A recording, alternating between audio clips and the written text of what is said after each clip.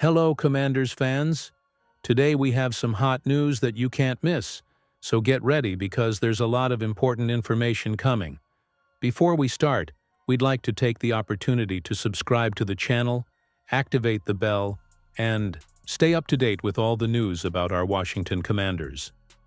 Don't forget to leave a like, which really strengthens our community and helps bring this content to the most passionate fans of the team.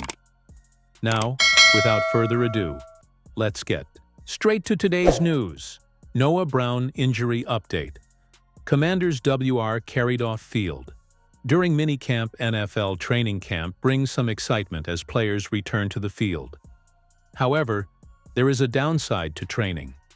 Injuries can happen, and sometimes serious ones, this time of year. Washington Commanders wide receiver Noah Brown could be a victim of that. Brown was seen being carted off the field on Wednesday by reporters at the Commanders' practice. The incident occurred during a 7-on-7 drill. While the injury is not yet known, it appears that the wide receiver was very frustrated. Running back Noah Brown is being carted off the field, Nikki Javala said via X. He went down during 7-on-7. He threw his helmet after being taken to the sideline. Brown played in 11 games last season for Washington, starting 9 of them. He caught 35 passes on 56 targets for 453 yards and 1 touchdown. The 1 touchdown NFL fans will remember for a long time was the one he caught on the famous Hail Mary against the Chicago Bears. Just a last-minute drive, trying to get out there as quick as possible, block, get in position and help Jaden Daniels get the ball out there, Brown said after the game. He did a phenomenal job keeping the play alive and getting the ball as good as he could. And we got a 1-2 punch. Pending injury news, this will be Brown's 8th season in the NFL. The Dallas Cowboys selected him in the 7th round of the 2017 draft with the 239th overall pick. He spent the majority of his career with the Cowboys. Houston was home for a year before joining the Commanders for the 2024 season. A 1-year, $325 million contract was signed in the offseason to bring him back to Washington. While his stats may not be the most impressive, Brown has a lot to offer. Everyone is hoping nothing major happens. More information will surely come out the next time head coach Dan Quinn speaks to the media. Washington will open the 2025 season on September 7th with a big NFC East matchup. The New York Giants will come to town, followed by a trip to Lambeau Field. Expectations will be high after reaching the NFC Championship game, with the desire to get back there and maybe even take a step forward. Commanders re-sign special teams standout and strengthen roster for 2025 season. Hello, Commanders fans. The Washington Commanders continue to make intense moves this offseason, aiming for another historic campaign in the 2025 NFL season. After surprising the football world by reaching the NFC Championship in 2024, the team from the capital is looking to keep the momentum going and go even further this year. And one of the management's priorities has been to retain key players on the roster. According to information from NFL Network insider Ian Rappaport, the Commanders signed a 1-year contract extension with special teams specialist Jeremy Reeves, one of the highest-paid players in the NFL at his position. With the new deal, Reeves is guaranteed to be on the roster through the 2026 season. Reeves is a true symbol of perseverance. He was not selected in the 2018 draft, but found his place in Washington after a brief stint with the Philadelphia Eagles, where he never saw the field.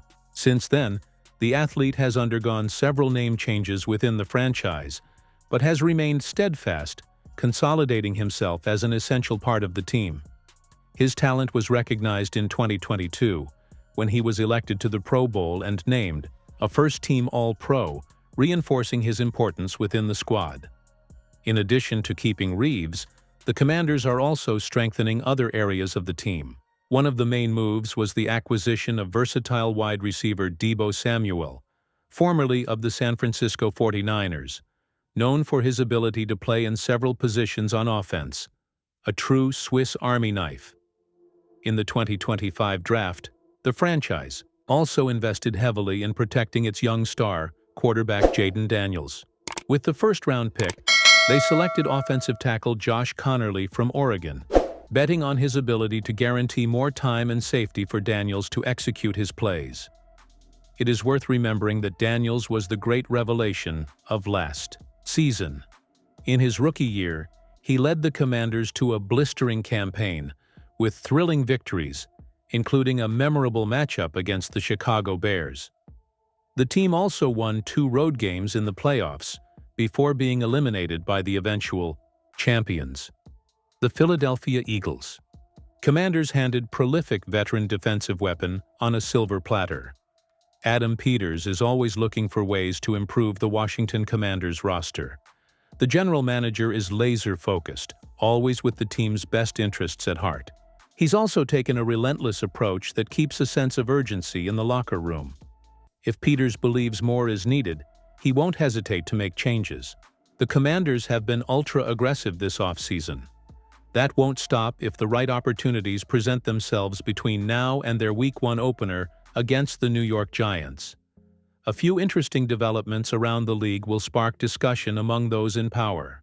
Cornerback Jaire Alexander was released by the Green Bay Packers after no trade partner came forward. He would be a tremendous addition to an already strong unit, especially if the 2-time Pro Bowler has a better injury streak. Commanders should consider signing Jermaine Pratt after surprise release. The other focus is on Jermaine Pratt, who was released by the Cincinnati Bengals to save nearly $6 million against the salary cap. That raised some eyebrows, even though his trade request was granted earlier this offseason. Now, the prolific linebacker has a chance to choose his next destination. Pratt was a team captain in Cincinnati and set a team-high 143 tackles last season. He struggled in coverage at times, but his run-stopping ability was once again exceptional. That would help the Commanders considerably, even if they still have Bobby Wagner and Frankie Louvu to rely on. Adding another proven performer to the second tier of defense wouldn't hurt. It would also ease pressure on Jordan Magee and Kane Medrano, both of whom are inexperienced and lack the polish needed to generate significant reps in the rotation. A lot will depend on the money involved, but there are plenty of reasons to like Pratt's fit in Washington. The former third-round draft pick out of North Carolina State University has many of the traits the Commanders are looking for. He would fit right in with the team's changing culture under Coach Dan Quinn. It would also be a great fit for him, on a team that is ready to compete now. It doesn't hurt to give it a try. The Commanders may be happy with what they have now, and that's understandable. Still, there's no doubt that Pratt could be an asset.